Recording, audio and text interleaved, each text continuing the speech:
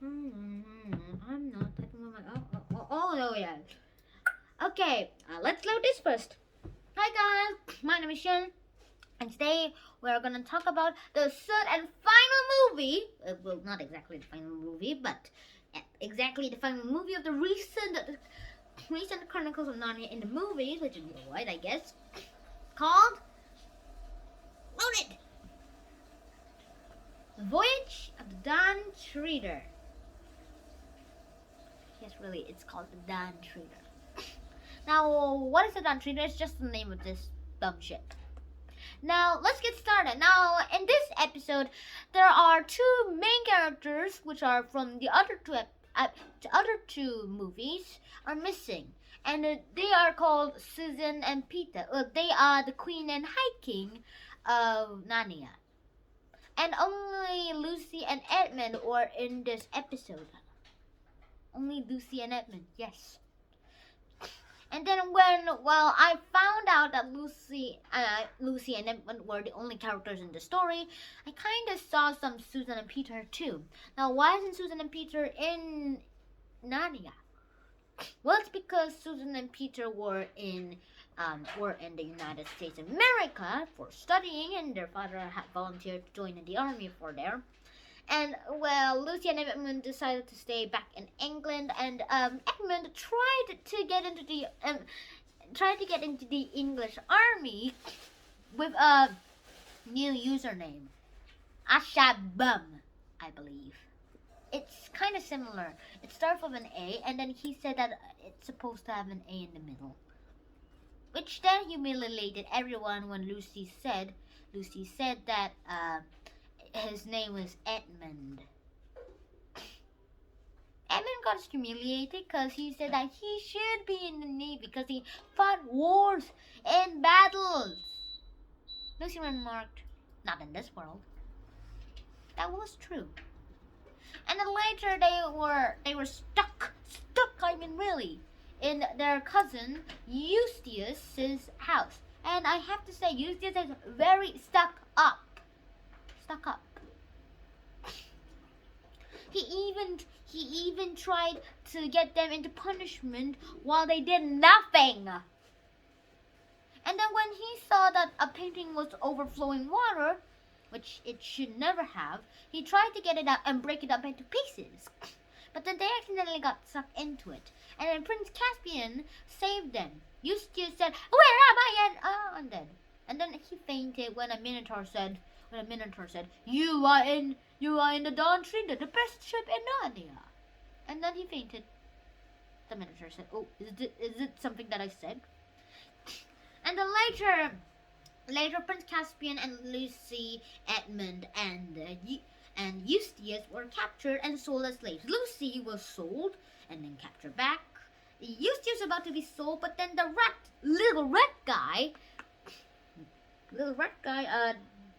where is he? Oh yeah, this little fella right here saved him.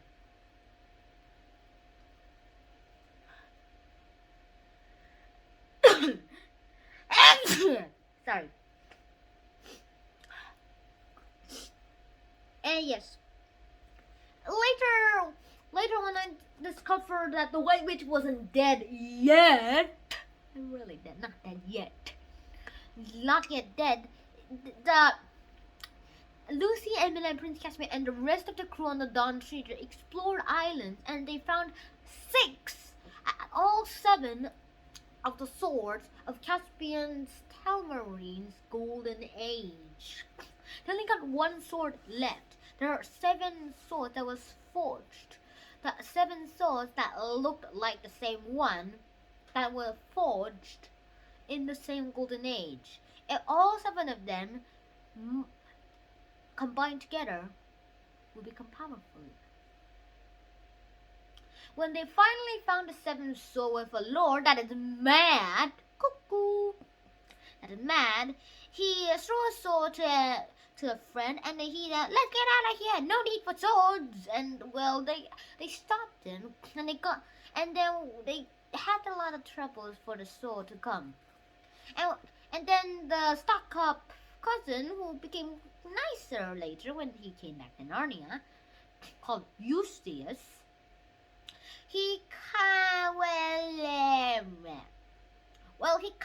of got the sword, and he was able to finish the circle of the 7 swords. As they were combined, it lighted up a light, and it blew up and probably gave power to Peter's sword, which Edmund had wielded.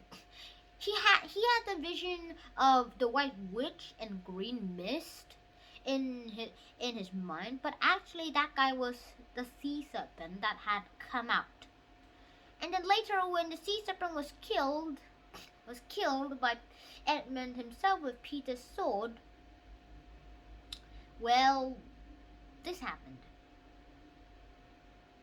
The island which they were on disappeared, and they found all the Narnians that they had lost to slave sellers, which tried to sell Lucy, Edmund, Eustace, and King Caspian. And well, after that, they came back to their room, water flowed back into the painting, and then they were able to put the painting back on. And then after the war ended, Eustace kind of loved Lucy and Edmund and missed them. That was unlucky. And well, I'm not so sure if the movie 4 is coming up. It might not come up this year and next year probably because of the coronavirus pandemic. And I probably hope that after coronavirus pandemic, they might make the 4th movie. If they do, I would like to be one of the first people to watch it. And well, that's it for today, and bye bye. Oh yeah. And also one more thing.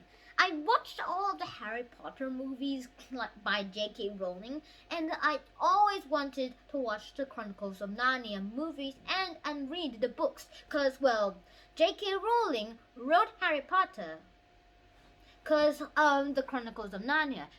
When J.K. Rowling was a bit younger, she read the Chronicles of Narnia, and that inspired her to write her own novels. The idea of Harry Potter came into a dream, and to me, it is known that the Chronicles of Narnia are the origin of the world-famous Harry Potter.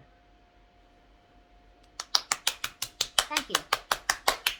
And I hope I'll see you in the next episode. Subscribe to my channel to get a lot of videos more like this and more armchair history and movies. Well, bye-bye.